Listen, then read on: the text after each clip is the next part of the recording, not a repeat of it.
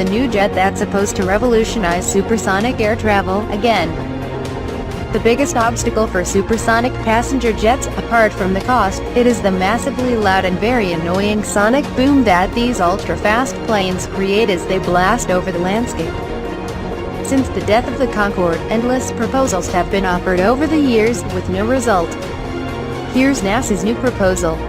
Construction officially begins today on the Low-Boom Flight Demonstrator, or LBFD, with a $247.5 million contract awarded to Lockheed Martin's Skunkworks division, according to a NASA press release. The idea is to create an experimental version of a supersonic civil airliner that would reduce but not eliminate supersonic booms, so that nobody is particularly annoyed when a New York to Los Angeles supersonic flight overflies the poor denizens of Oklahoma City. And we need that, thanks to a series of experiments the United States government conducted on the poor denizens of Oklahoma City back in 1964.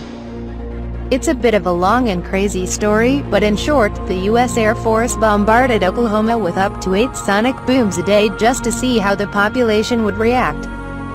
If they didn't mind it, the thinking went, then there would be no problem with cross-continental supersonic flights.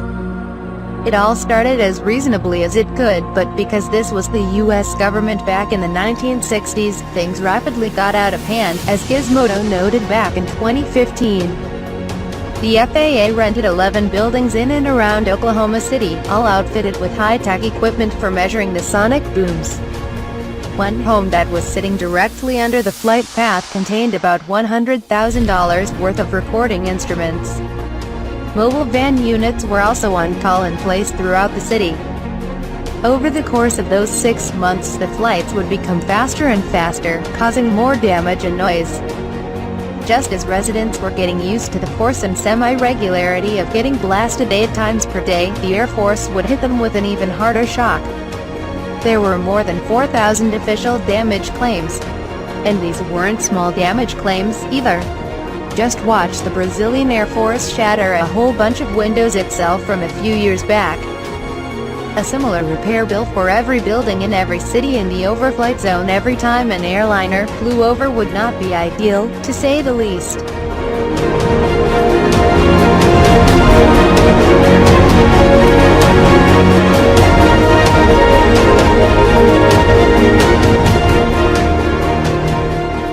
NASA says the new plane should make a thud, or a quick series of soft thumps, while Lockheed Martin says that at an altitude of 55,000 feet at a speed of Mach 1.4, or approximately 940 miles per hour, it will generate a gentle, supersonic heartbeat instead of a sonic boom.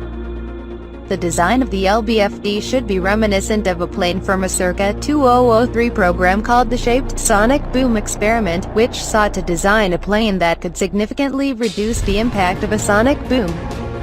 The result was this ugly modified F-5E Tiger II fighter jet, which was aesthetically burdened with what appears to be Jay Leno's chin. But Jay Leno's chin apparently worked, as the plane's sonic boom was reduced by about a third, and NASA says that the thing proved the boom-reducing theory was sound. NASA says it even used a 150-year-old photographic technique to visually model sonic booms to help it research ways to mitigate the problem. Of course, not even good things can be good in this world. The US government isn't in the business of creating awesome shit you can go buy and experience right now. It's in the business of creating awesome shit so that maybe an enterprising corporation can take that technology and use it to sell it maybe in a couple of decades or so. So you won't be boarding an LBFD anytime soon on a flight to Winnipeg. Rather, it will help NASA establish an acceptable commercial supersonic noise standard to overturn current regulations banning commercial supersonic travel over land, Lockheed Martin says.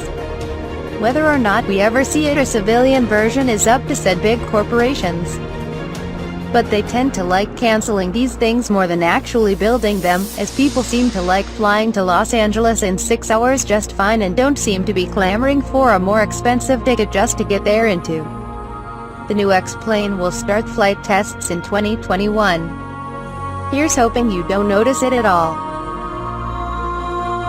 Thanks for watching. Please like and subscribe for our channel.